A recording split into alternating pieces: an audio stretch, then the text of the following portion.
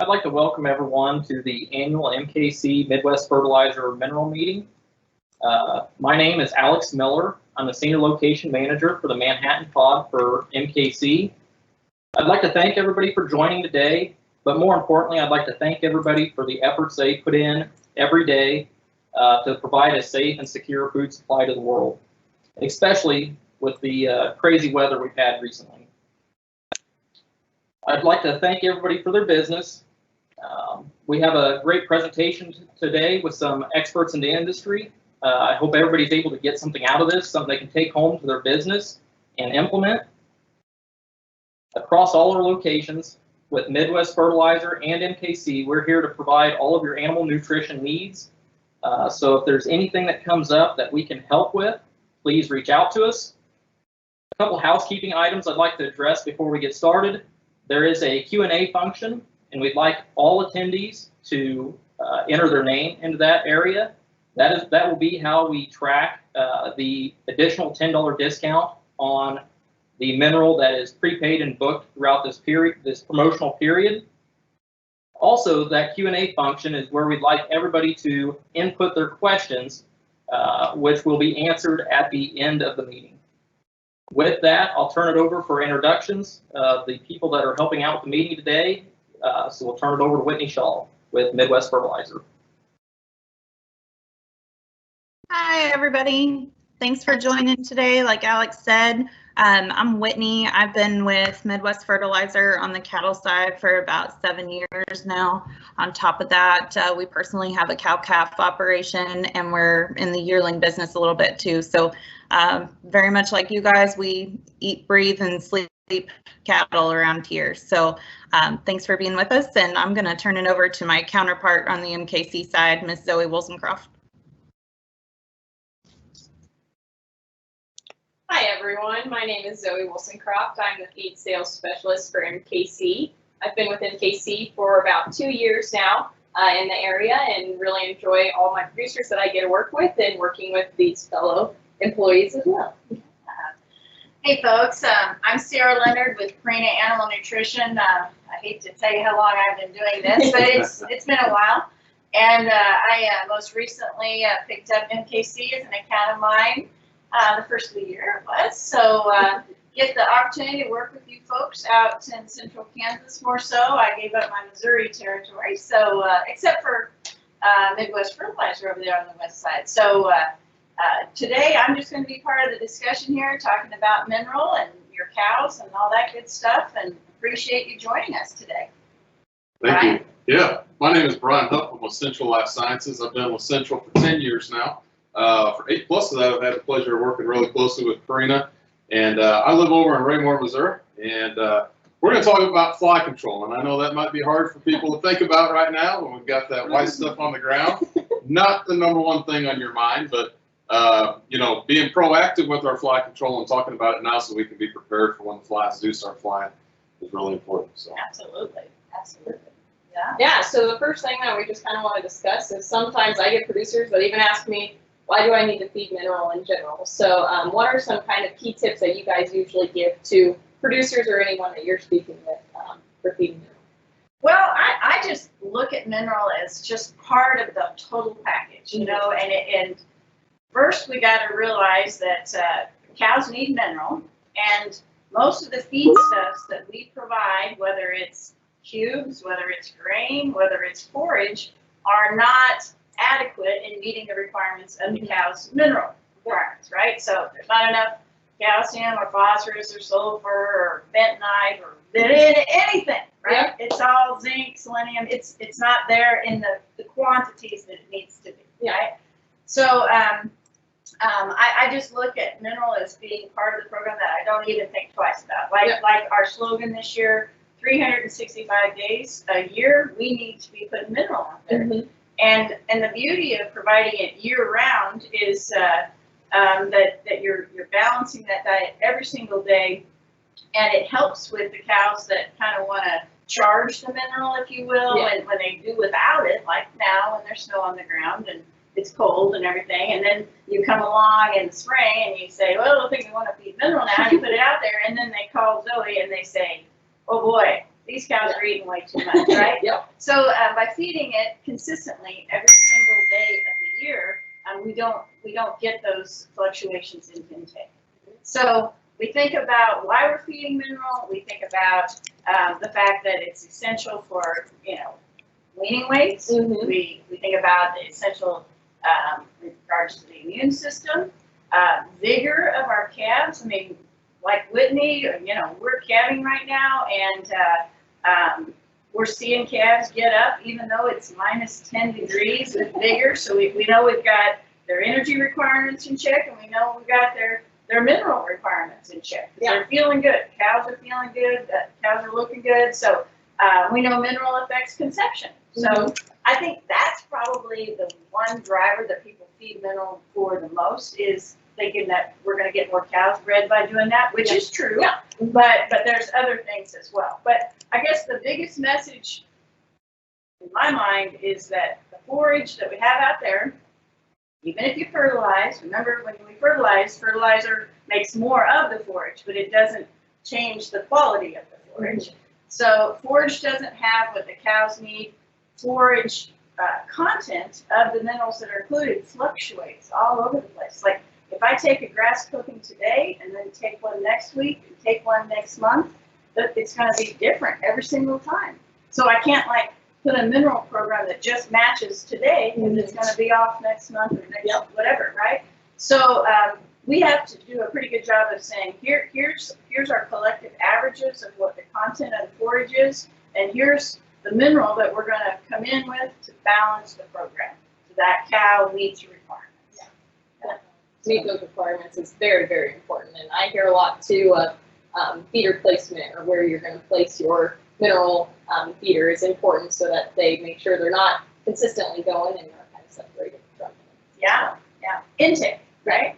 So we do a lot of work gleaning information from our proof database. So we're all the time talking about 90-day feeding trials, and we want you to try our mineral. And part of it is getting that information in that data collection. And we know through 18,000 cows that we do trials with every year that our average intake on Wind and Rain mineral, which is a granulated weatherized mineral, is 3.99 ounces a day, right? Which is impressive. Yeah. Which On is a 4-ounce tag, right? on a 4-ounce tag, it's tagged to 4 ounces, absolutely, right? And then, of course, I don't want to be the Debbie Downer, but if 3.9 is an average, some cows are going to eat 4 or 5, and some cows are going to eat 3.5, right? Yeah. They're not all going to be the same. Not all going to be the same, but that's our average and our target, and that's what we're shooting for. Mhm. And that's why friends like ours, Central Life Sciences over here, likes to put their product in a product like ours that we know we can get consistent intake. Yeah. And sometimes I kind of feel like intake is just oversimplified, like they're going to eat it, right? But not necessarily. Mhm. I mean, so to your point, where's the feeder? How much phosphorus is in the mineral? What's the formula look like? All those things are very important.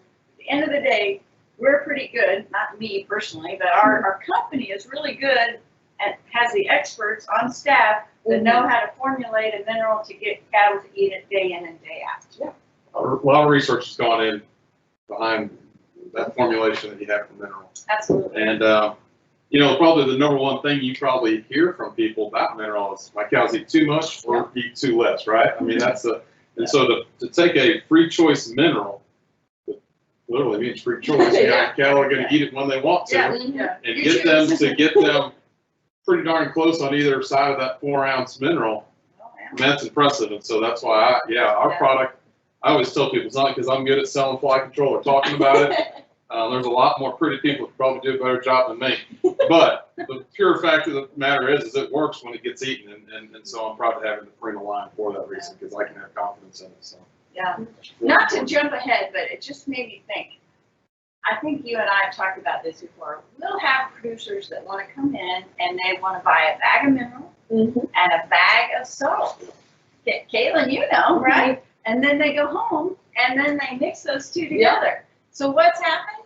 So now they've diluted the nutrition, but they also diluted the fly control, right? Yeah. Or the medication, if perhaps we have aureomycin included and we have a VFD in place. So now, basically, all of that's out the window. What it was formulated for is not what that cow is going to be receiving. Exactly. If I was doing a PowerPoint presentation standing up in front of you, I have a slide that has a list of a recipe to make a cake, okay? And, so much baking soda, so much flour, so much sugar, what all, right? Yeah.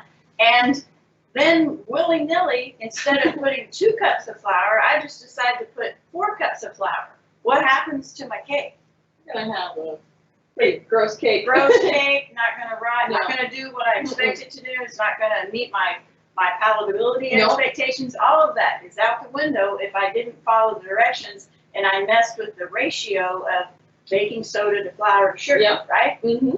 It's very simple, but it's also applies to our mineral program, so. You increase one thing, you got to increase the other. Exactly, Yeah. exactly, they're all intertwined and, I kind of chuckle, some folks, on cool season grass, we're concerned about magnesium, right? Mm-hmm. And so sometimes, they'll just say, give me a bag of Mag Ox, right? Mag Ox is actually very, very chalky, bitter, it's not Real great. palatable. No, and we have to really work hard to get our wind and rain high mag Mhm. product for them to eat it because it's got mag in it, Yeah. 10% mag. So we work really hard to do that. And when I see guys that just come in and buy a bag of Mag Ox and go and hope it and dump it out there and hope that works to prevent grass tetany Yeah. and not bring in the zinc or the selenium or the calcium or the phosphorus, everything else that goes with that in the right ratios, that's very concerning. Yeah. So speaking of some additives that you can add into your mineral, obviously we're talking about fly control. Brian, I hear a lot of people with the comment of, well, if I feed fly control but my neighbors don't feed fly control, is it still going to work? Or I'm feeding fly control and I still see flies. What are some points that you can kind of talk to on that? Yeah, so that's a great question. That's the number one question that we get everywhere we go. Let's say, all right, I get it. I need to do fly control, but my neighbor's not, right? And that makes sense because you think of a fly, they don't see a boundary, they don't see a patch line, you think they can go anywhere they want. Right. When we're talking about alticid and focusing on fly control, we're not just saying flies in general. We mean the horn fly, which is the most costly external parasite to cattle every single year, guaranteed, costing the industry over $1 billion per year. And so that fly is different than your common house fly or even a stable fly that's also a blood feeder. That horn fly is staying on that animal all day and all night. And so there's 3 reasons why we don't have to worry about what that neighbor's doing because that fly is very host specific. And those 3 reasons are: it stays on there all day and all night because it has to eat 30 to 40 times a day.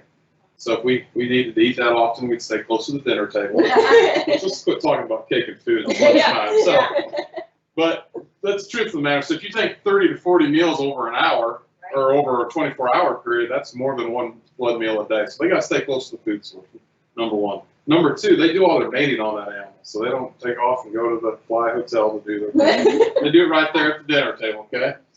MKC people are starting to get a little worried about where I'm going with this. Yeah, I told you that you get me over that PowerPoint, you never know what I might say. No, so they do all their mating on that animal. And then the third thing is that female hornfly, the only place she can lay eggs is in fresh cattle manure, okay?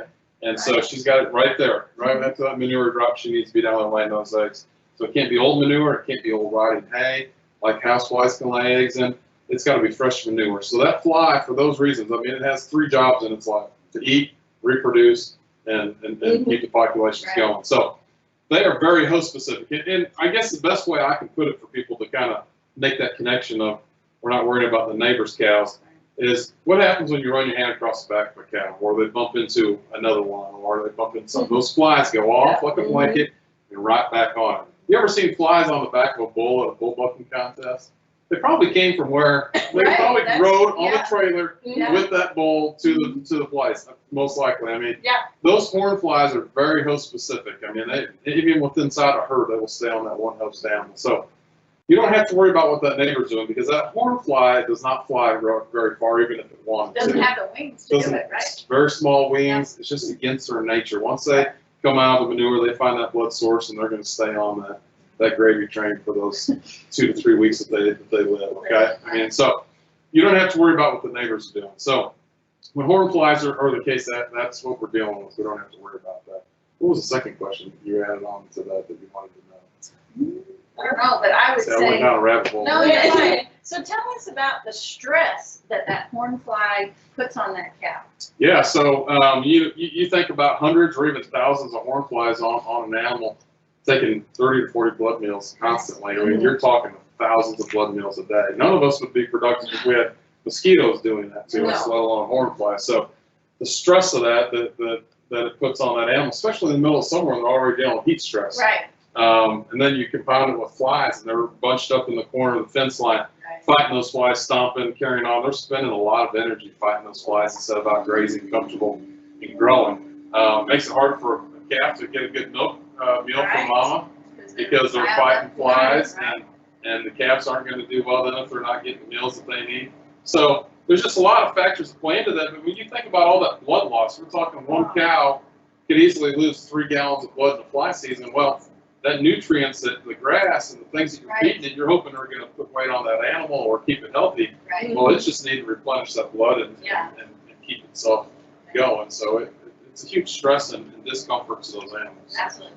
Now, to be realistic here, you're never going to get rid of all the flies. That's right. Yep. No. Yeah. No, and thankfully we won't, because I'd be out of a job. We don't want to get rid of them all. We just need to keep a few around. So no, but I mean, really, it's nearly impossible to rid them of flies. It doesn't matter what fly control product you use. You can use topicals that need to be reapplied all the time. And you're going to get that number down, but you're always going to have some that still make it in the population. You're always going to, like we talked about, you're going to have some cows that may not eat mineral every day, unfortunately. So you have a few. You're going to have like maybe 5% of the manure pats out there that get untreated. So you're still going to have some flies around, but that's okay, because university data shows that 200 flies or less is you're doing a good job on your fly control. Yeah, so if you're bored, no, anything better to do, go out and count flies. No, but I mean, we just need to control them at a rate that those cows can still operate comfortable and be productive, knowing full well that we're not going to get rid of all of them, but just control them at a level that they can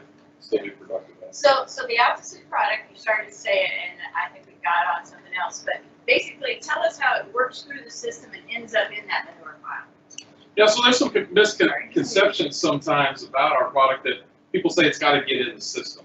Well, it's not getting into the system, all right? It's not repelling flies off of the cattle.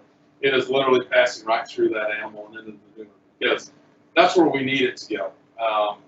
Flies reproduce at such a high rate because they lay so many eggs in manure. So if we can put something in that manure via that cow, we're going to stop those populations from growing out of control. That's really the essence behind Alticid. It gets in that manure, and as soon as that egg hatches, it starts tricking that fly into thinking it's moved on to its next life stage to go until it comes out as an adult fly, and it never does with Alticid in there. So it's not really even a toxic pesticide to that fly. It's kind of a neat way that it's tricking that fly in its life process. Yeah. Which is also on the flip side neat, because it also doesn't build resistance to it because of the way that it's tricking that fly. So it's a really neat product and a safe way to do fly control. And pretty economical, isn't it? Very economical, yeah. 3 cents per head per day. If you were to calculate out sprays, tags, borons, any other kind of fly control, a lot of different options out there that are all going to be about 3 cents per head per day in cost. And you haven't even included labor and time that it takes you to go out there and apply them multiple times throughout the season. Whereas with Alticid, we're using those cows to be our fly control. They're going to poop. They need the mineral. So include it in the mineral from Purina. Let those cows do the fly control for you and alleviate that pain of the flies and having to go out there and reapply products throughout the season. A lot of time producers tend to see the flies around like June, July time, peak fly time.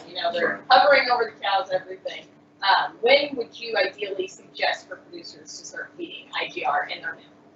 Yeah, so one of the reasons why we're talking about today is we have what we call our 30-30 program. And the idea behind 30-30 is we want to get started 30 days before your last frost in the spring. So in this area, that's about April 1st. So if we start 30 days before that, we're at March 1st, which is in 2 weeks. So we're getting close. I always joke, get your girls in the pasture of Valentine's Day presents in order to apply mineral now. Because you want to get started. And I know it sounds crazy because you're thinking, well, Brian, we're still going to have some cold days in March, but we're also going to have some days where the temperature starts to get over 60 to 65 degrees. At that point, flies start to build that population. So we want to make sure it's in the manure from the get-go so we don't get behind the 8 ball. Sure. And not that you can't fix it later in the season, it's just that much harder. Yeah. You're just going to get better fly control if you start out with a smaller population because we're playing a percentage game. Yeah. Oh, and then how long do we go? Yeah, so then on the second 30 part of that is feeding it 30 days after the first frost in the fall. Because the same thing applies at the end of the year. Temperatures will get above 60, 65 degrees during the day. Flies will be active, and at that point, they're going to be very active trying to reproduce and enough population to carry over to next spring. Yeah. Really, really important. In fact, last year's fall is going to determine what your fly season starts out with this spring. Because those flies, once it gets too cold, they decide to hibernate in the dirt and burrow down through the manure pad and into the dirt in the pupa stage, which is the last stage before they become an adult fly. They're going to stay there until the temperature gets right in the springtime, and they're going to come out. So if we stay on longer into the fall, we're going to have less flies that come out the next spring to start with. So again, remember, it's a percentage game that we're trying to play. Sure. Very good. So there's some other additives too that I know Purina uses, and as MKC we will use in our mineral as well. Common one being a Bale-4. The common things that we see or hear is that helps with breeding. But then what else do you guys also hear?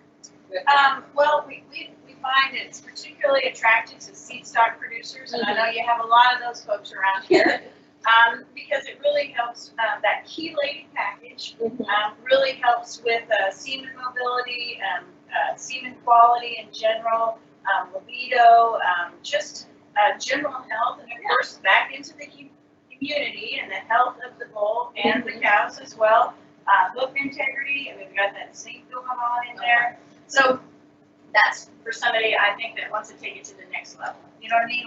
Like our 7.5, maybe your 8 phos mineral, they're good minerals. Yeah. But if we just want to basically make that trace mineral package more available to the cow or the bull, because basically we attach it to an amino acid so it kind of can jump a barrier and get, that's its means of passage, if you will. It's more available, it's better uptake. We see the benefits. Hands down, we see it. Yeah. Whether we put it in a tub, and we didn't talk about that with we do have the opposite product available in a tub, or we put it in a loose form. Putting a chelated package together is the ticket. Yeah. And then we also, of course, have oreomycin. Yeah. And so you all are probably very familiar with the Oreo. And we actually do a lot of minerals that would combine the Alticid with the oreomycin at 5,600 gram level for really targeting those cows with anaplasm. But the big thing with that, which sometimes gets overlooked, is the fact that we need to start feeding that Oreo about a month after we need to start feeding the Alticid, really to get it in their system, so it's in there at least 60 days prior to a traditional anaplasm outbreak in August and September. So, just need to be real careful about that, but work with your veterinarian, getting a VFD and all that. Yeah. So, well, I think we covered it well. The questions that I hear at least a lot of times. Do you guys have anything else that you can think of right now that would need to be covered before we take some live Q&A? Okay. Well, it looks like we're getting one question coming in on feeder location. So I would tell you that could make or break it. Okay. Don't you agree? Absolutely. Yeah. So I would suggest that. And the number of feeders. And the number of feeders. That's right. So my first go-to is let's put the feeder where the cows are. Yeah. We're going to start there, right? So if it's where they hang out, the shady area, it's where you feed, let's put it there, right? Let's not put it right next to the water, and let's not put it right next to the gate, somewhere in between where the cows are. Yeah. And then we can move it to one of those locations depending on the intake that we calculate. Yeah. And so Zoe or Whitney, Brian, Sarah, we can all help you calculate the intake. So we really need to know, are they eating 4 ounces? Are they eating 6 ounces? What are they? So we can know. And by moving the feeder closer to the water, will help us increase the intake, and moving the feeder closer to the gate helps us decrease it. Yeah. Right? They don't like to go up and stand by the road and hold it. too much, right? We have a harder time getting them together when we want to get them, right? So feeder locations, everything, the number of feeders is true as well. You act like you've got a number. Well, I mean, you know, I'm on a lot of places that they have 100 cows out with one mineral feeder, and that's just not enough. I mean, you're just not, and it's usually placed right by the gate, like you said. You gotta look in the spot that the cattle aren't going to consume. And it's hard to keep a mineral feeder full when you have that many trying to eat on one feeder as well. You always have that boss cow that wants to keep the others from it. So I always like to try to, you know, I always like that minimum of 2 in a pasture, just so that there's an alternative. But you're right, mineral placement is huge. Mineral management overall. Yes. You know, the reason why people get swings in their mineral intake is because they will let it go empty for a few days, and then they go out there and put it out there and then wonder why the cows are gorged on it. It's because they're trying to catch up. And that affects both the nutrition side of things, and then they start freaking out by the overconsumption. It also affects fly control. Because you go a day without fly control, you got hundreds of thousands of eggs that are being laid and not treated for numerous cells. I started over almost. Yeah. So mineral management's huge just for a lot of things. I always tell people mineral will tell on you by your fly numbers. Because if you got bad flies, typically it's because you're not managing the mineral properly. There's not enough feeders out there, or you're not keeping them full. And I know that's hard to do, especially summertime. It gets hot and we all get busy. We got kids in the baseball games. And there's, you're out in the field doing something or whatever. There's a lot to do, and so it's But hard. our strategy should not be that they don't eat mineral. Yes. Right? That's right. So a cow's going to eat about 2 bags of mineral a year. 2 bags, right? So I know, you know, it's precious. It's, you know, relative, you know, it's pricey sometimes. I don't mean it's pricey. I just mean it's an investment. You know, what do you got? $18 to $30, depending on what formula you buy of a mineral. You know, and you're going to put that in your cow, and it's precious, right? You don't want it to fall off the back of the truck and everything, but 2 bags a year. So less than $50 a cow to spend on mineral a year if she's eating 4 ounces a day. What, 93 pounds actually, if you calculate it, whatever. But it's kind of like getting your oil changed in your car. Like you can't see it right away. Like I feed it today, I don't see a bigger calf tomorrow. I don't see a healthier cow tomorrow. Or do I? I don't know. You know, like I change my oil. Does my car run faster? You know. So but the key is that it's running. That's right. That's right. So yeah. Well, thank you guys for all of your knowledge today. Hey, we do have some questions that have rolled in here, guys. So there is one. With stocker cattle on pasture, would this change my bottom dollar when using the Alticid product? I mean, you know, the consumption of mineral is going to depend on the size, you know. So if you got a stocker that's not 1,400 pounds, probably going to need a little bit less. So yeah, it's going to cost less in effect if they're not eating it. But you know, stocker cattle probably benefit a lot from fly control because we've got a lot of studies showing a difference of 28-pound difference in weight gains on stocker just in a 86-day period. It's basically 90-day period. That's a lot of money back in your pocket just by doing fly control. So kind of to circle back around to what we were just talking about, the cost of mineral, 2 bags. I mean, on average, we're talking about $40 in losses and you know, per head. Yeah, with the blood loss, the weight loss. You know, the whole 9 yards, we put it all together, it's about $40 on average that you're losing. But if you can recoup that cost just by doing fly control, $40 will buy you a lot of mineral. You know, per head out there. Right. We're talking about a bag and a half of mineral that you're getting because of doing fly control. So, yeah, I hope that answers the question. Okay. There's one more that I can see here. It's about the ideal phosphorus level. What is that? They're asking, is it a 12? Is it a 4? Who wants to take that one? Well, I tell you, phosphorus level is really going to be driven by where the maturity level is of the grass that you're grazing. So early spring, when phosphorus is very abundant and lush, rapidly growing grass, the phosphorus levels that we'd recommend in a mineral would be in that 4 to 6 range. As the grass kind of matures and doesn't provide the phosphorus that it once did, then we'd ask for the phosphorus to go up to 7.5–8% in the mineral. When I started in this business, we fed a lot of 12.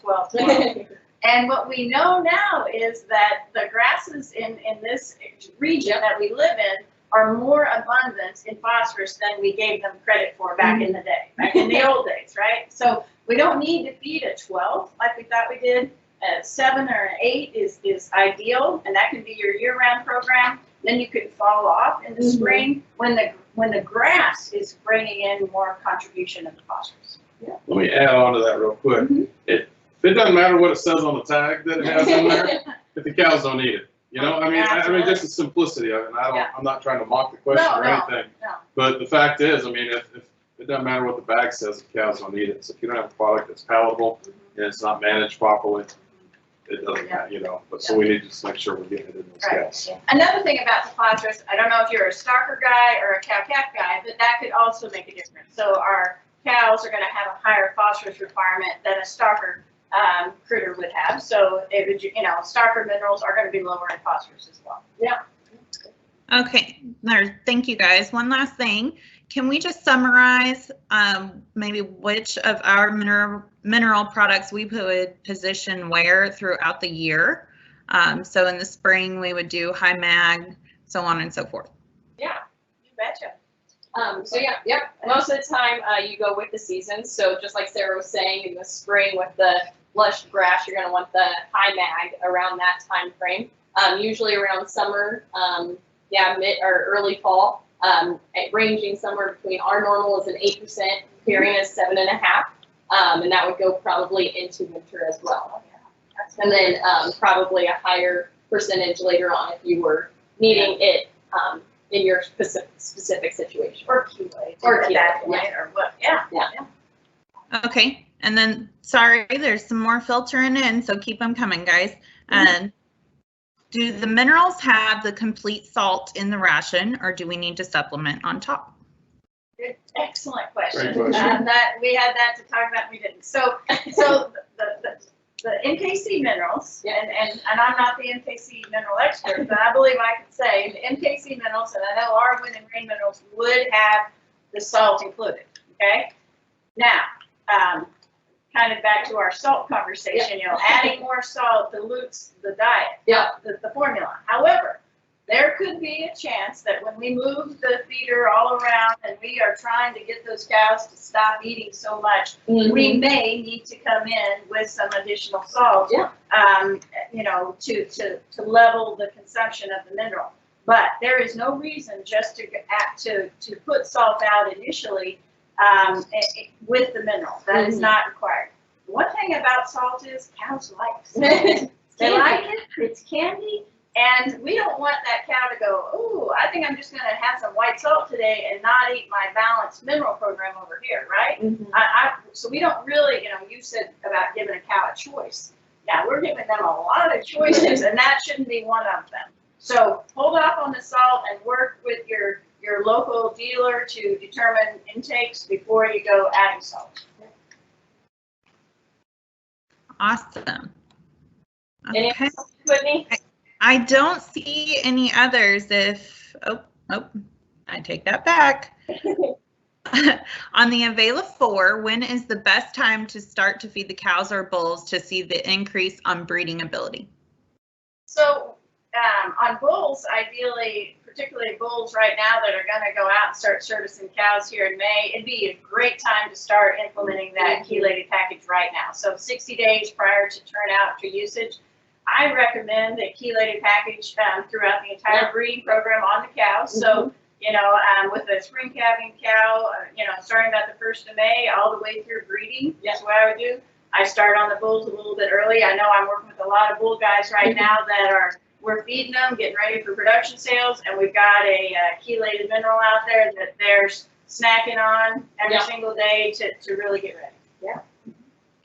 I'm going to chime in here and make a note on the bulls versus the cows. I have some bull guys that I work with that really prefer the Avela 4 mineral tubs for their bulls, just because they're a little harder for them to tear apart or tip over the feeder. If they do tip it over, you can just flip that tub right back over. Or I've even seen some set them in tires so that they can't break the tub or something like that. So that might be a helpful tip for somebody out there. Absolutely. Those bulls can, They're aggressive on it. Well, if we don't have any other questions, Whitney, would you like to go ahead and talk about our promotion that we have that started this week? I would love to, Zoe. So what we'd like to offer y'all for attending today is $10 off any ton of mineral that you purchase with MKC or MW or Midwest Fertilizer. Sorry. During our promotional period, we are going to run a $70 per ton discount. So that started on Monday, and we will run that through April 16th. And sorry, guys. This qualifies for anything that you pick up or book with us. So if you know that you're going to need X amount of tons through the summer, but you don't want to pick it all up right now, if you tell us that you would like those tons with this discount attached, we can work with you on that to get those at the discounted price. We only ask that you pick them up by December 31st of 2021, and you can pay for those as you pick them up. Anything I left out on that, Zoe? Nope, I think you covered it fully. I think it's a great opportunity and the best mineral prices for our producers in the area to get right now. So. Great deal. Yeah, and if you have additional questions beyond this meeting, or if you know somebody that would like to visit with us but they couldn't hop on today, Zoe and I would be really happy to talk to anybody. I think our contact information is on here. Can we put that up here in case anybody needs that? And we will look forward to working with you. Even if it's not on mineral and you have a question, give us a holler. We really appreciate you guys taking time out of your day, especially with the winter wonderland that's going on right now. So thank you very much. And if you have any more questions for either one of these folks, we have their contact information as well, and we can get you pointed in the right direction. But if not, I think we're good to go, and thank you guys for attending today, and feel free to contact us if you have any questions. Thank you.